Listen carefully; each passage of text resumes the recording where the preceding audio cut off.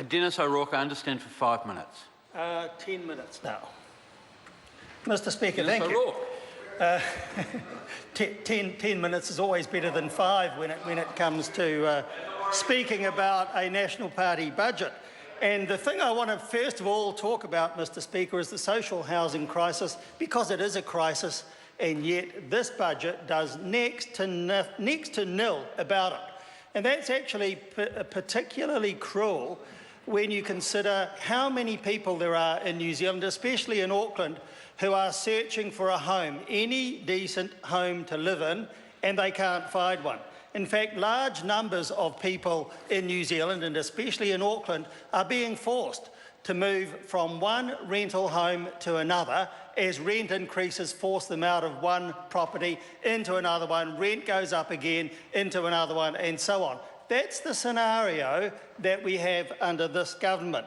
And it's actually caused by 3 things, I believe. First of all, it's actually caused by this government's awful housing management over 8 years. They actually try to deny that there is no housing crisis, and yet their policy is one of the primary causes of it. The other cause is uncontrolled immigration, a rate of immigration that this country simply can't sustain if we are going to house everybody and if we are going to provide them with all the basic services they need. And the third reason is that this government is selling off state houses in a complete absence of any state house building program. So there are 3 fundamental reasons why there is a social housing crisis in particular, and why it's actually all this government's fault, and this budget does next to nothing about it.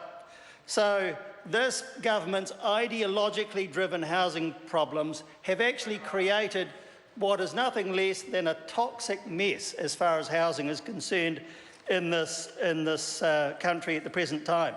And I want to particularly take a look at the provisions that there are in this budget, because there is nothing new, really.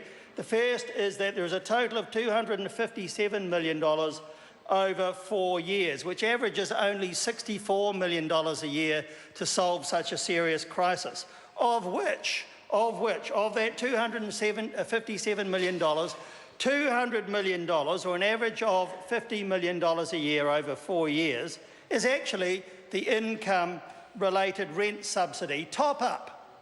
And that itself is caused by huge rent increases caused by this government's policy.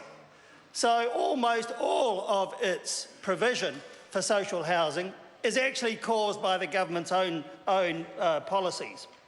There is another $41 million provision for emergency housing over 4 years, and that's only about $10 million a year, of course, so it's not a huge amount of money in relation to the problem.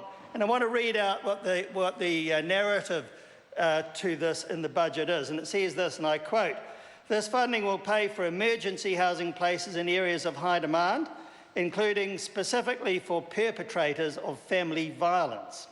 It will also establish an emergency housing special needs grant to meet housing needs of individuals and families." So what that really means, Mr. Speaker, is that we are given a band-aid at the bottom of the cliff, not even an ambulance at the bottom of the cliff, a band-aid at the bottom of the cliff to solve the emergency housing crisis, which is of course just part of the total housing crisis.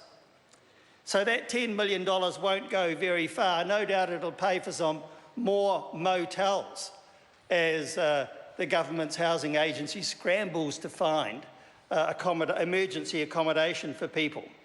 So the fact that this $41 million provision is there at all is actually an admission of failure by this government. It's a $41 million admission of failure by this government that its social housing problems are in complete disarray, total failure, and this money is needed just to throw some band-aids around and try and fix the problem when it occurs from time to time.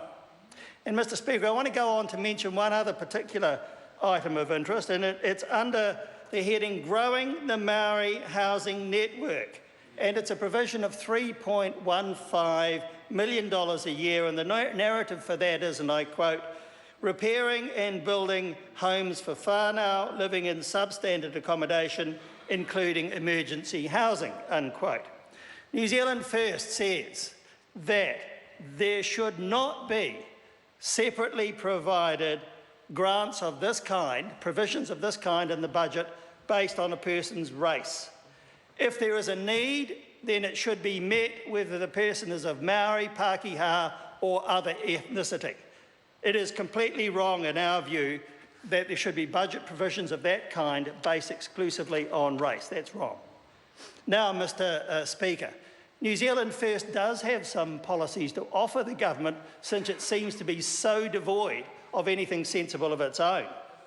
And first of all, New Zealand First would require local councils, territorial local councils, to prepare and implement a social housing plan for their district.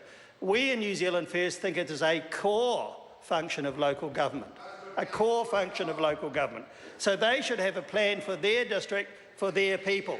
And they should ensure that there's an adequate supply of good quality rental homes in their district. They can do that by encouraging private investment, but also by direct provision by the council and on a long-term basis. And New Zealand First, as a government, would make long-term, very low-interest, 2% loan finance available to local government for the establishment of elderly persons housing and for the establishment of low-rental public rental housing developments. And we would say that they should be administered by a local government-owned and controlled housing enterprise. And those would operate independently, but would be required to carry out not just the local government, the local council's housing plans, but also the requirements of a New Zealand housing strategy, which is something that New Zealand First also wishes to see in place. And it would be required to reinvest all of its profits, if any, back into housing in the district. We would say the same about Housing New Zealand, by the way. All of the dividends it receives and currently pays to the government should be reinvested back into housing. In addition to all of that, we would legislate to improve the security of tenancies so that we could move to see longer-term tenancies in New Zealand, as you see in many countries overseas. We want to provide mechanisms to avoid large fluctuations in rents. And if people think that's too hard to do, then take a look at what happens in the United States and many parts of Europe. There are a lot of templates for us to follow in that regard. And we want to see generally a raft of policies to improve the quality and attractiveness of renting as a viable alternative to owning a home in New Zealand, because that's going to be a necessity for people in New Zealand in the future. And Mr. Speaker, we would also reform Housing New Zealand to make sure that it fulfils the role it once had as a primary and high-quality provider of social housing in New Zealand.